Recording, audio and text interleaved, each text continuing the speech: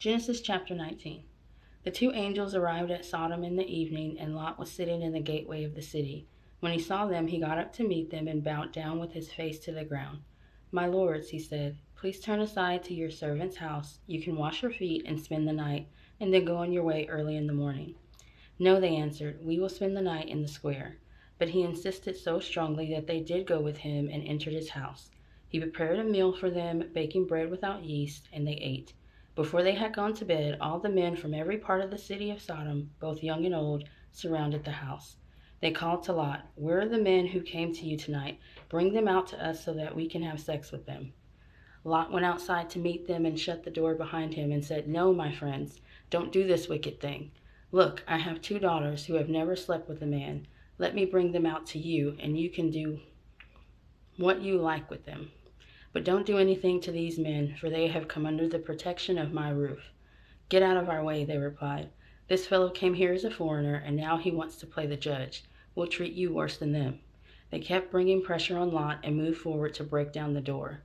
But the men inside reached out and pulled Lot back into the house and shut the door. Then they struck the men who were at the door of the house, young and old, with blindness, so that they could not find the door. The 2 men said to Lot, "Do you have anyone else here, sons-in-law, sons or daughters, or anyone else in the city who belongs to you? Get them out of here, because we are going to destroy this place. The outcry to the Lord against his people is so great that he has sent us to destroy it."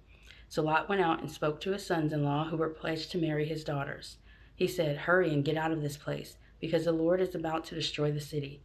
But his sons-in-law thought he was joking. With the coming of dawn, the angels urged Lot, saying, "Hurry, take your wife and your 2 daughters who are here, and you will be swept away with the city, or you will be swept away when the city is punished." When he hesitated, the men grasped his hand and the hands of his wife and his 2 daughters and led them safely out of the city, for the Lord was merciful to them. As soon as they had brought them out, one of them said, "Flee for your lives. Don't look back, and don't stop anywhere in the plain. Flee to the mountains, or you will be swept away." But Lot said to them, "No, my lords, please.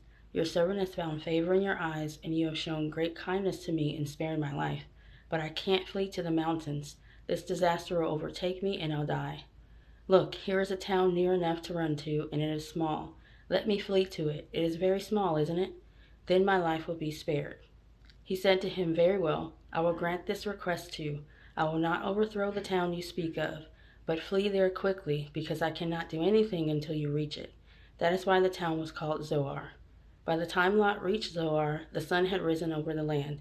Then the Lord rained down burning sulfur on Sodom and Gomorrah from the Lord out of the heavens. Thus he overthrew those cities and the entire plain, destroying all those living in the cities, and also the vegetation in the land. But Lot's wife looked back, and she became a pillar of salt. Early the next morning, Abraham got up and returned to the place where he had stood before the Lord. He looked down toward Sodom and Gomorrah, toward all the land of the plain, and he saw dense smoke rising from the land like smoke from a furnace. So when God destroyed the cities of the plain, he remembered Abraham, and he brought Lot out of the catastrophe that overthrew the cities where Lot had lived. Lot and his 2 daughters left Zoar and settled in the mountains, for he was afraid to stay in Zoar. He and his 2 daughters lived in a cave.